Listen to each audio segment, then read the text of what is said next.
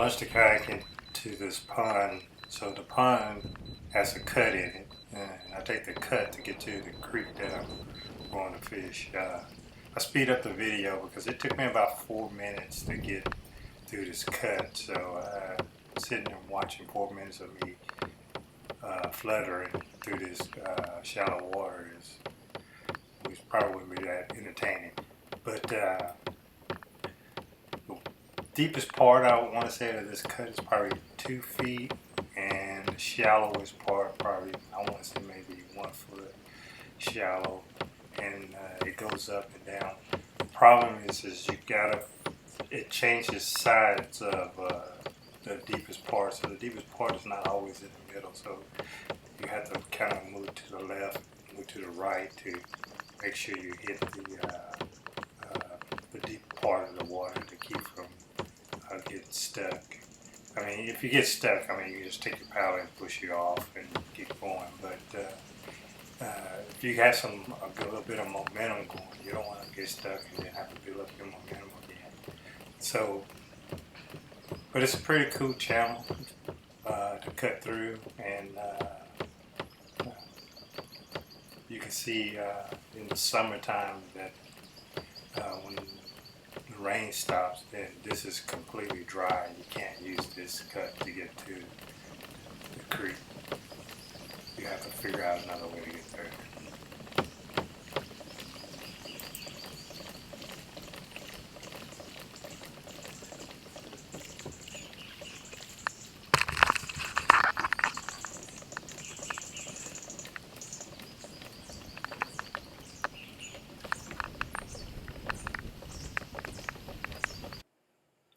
I still think shade is part of the structure for catching crappie in the creek. You know, you have your fish finder, and it's telling you to, you know, how deep the fish are, and it's telling you where the fish are, and, you know, you can use that technology to help you catch fish, but also you have to learn to, you know, read the structure that's penetrating the surface, because of course your electronics is not going to help you with the stuff that's penetrating the surface. So one of the things that you have to look at when you creek fishing is you know, use shade, I think fish use the shade as part of their structure, because, you know, fish don't have eyelids, so going and getting into the shade would, you know, help them out quite a bit. That's why you see a lot of guys fishing on the bridges for fish, you know, and the tree and the shade it's the same thing. Also, the structure that's above the water can tell you a lot about what the fish are doing. So if you catch a fish in an area and it has a certain amount of items sticking up above the water, the next time you see that, then you go to that same spot and you try to fish something that you already caught fish under, and that's how you use structure above the water.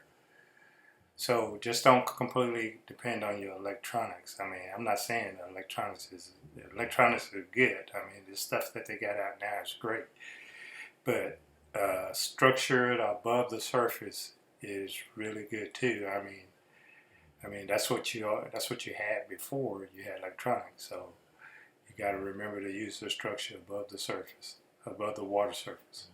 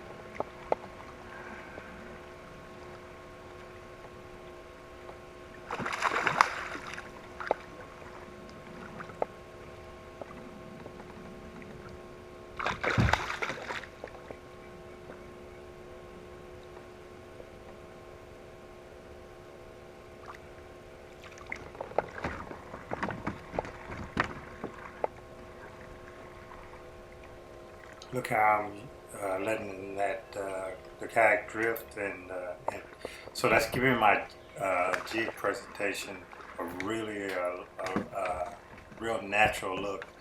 You know, a bait. If you watch a minnow swimming in the water, I mean, it's not moving sporadically. You know, staggering, staggering, and staggering when he swims. It's always a nice, smooth flow. So when you presenting your bait in the water, you want to look at watch your rod tip, and however your rod tip is moving, that's how your bait presentation, your jig presentation is going to look. So you have to make sure you have that thing swimming like a fish would swim. If you got a swimming pool at home, and it'd be really nice to take your jig and put it in your swimming pool so you can see what it looks like when you're swimming in it, and how if it looks real to you, I mean, it's going to look real too.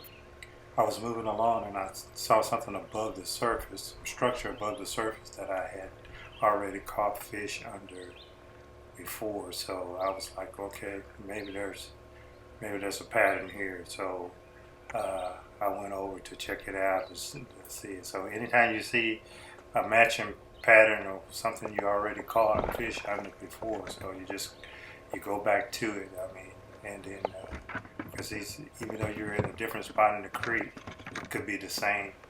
I went by this stump, and my electronics showed that it had fish sitting at the base of that stump. So I went down and I touched the bottom and came up about 6 inches, and then instead of swimming, I just set the jig there, just let it just sit there next to that stump. I'm at 2 feet from it, and they hit it. I caught 2 fish off of that one stump.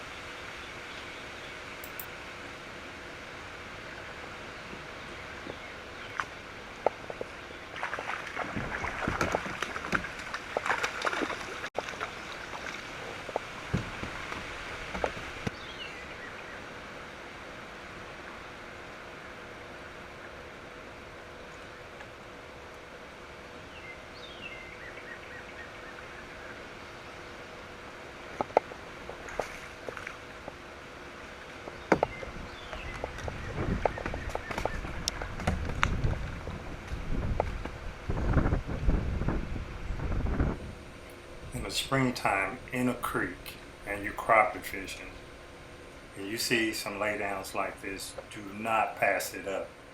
I mean, there's usually laydowns like this, and you know, large trees, large laydown, especially if that water has a little bit of depth to it. Man, the crappie loves that kind of laydown. I mean, they just absolutely love it.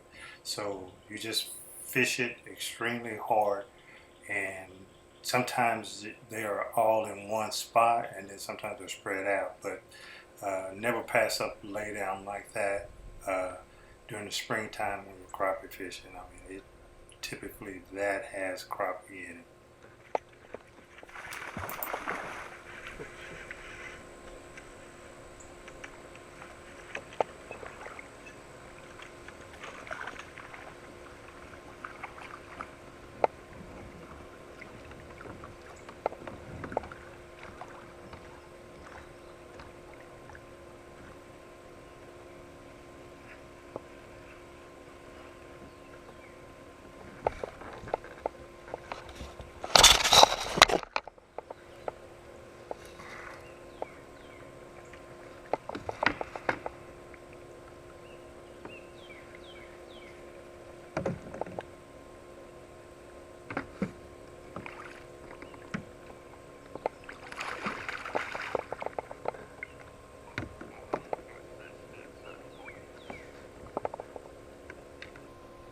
You know, this next fish, when I put him in the kayak, he's flopping around so hard he kicked out a water bottle. And I believe I take my trash with me, so I had to go hunt that bottle down and get it and put it back in the kayak where it belonged. Life is good when you're getting bent. please subscribe. I got more videos coming and more information about jigging and about creek fishing and all the techniques that I know. If you're new to this, then check it out. Maybe you can see something that you didn't know that existed. I'm always learning something, so come on, join me.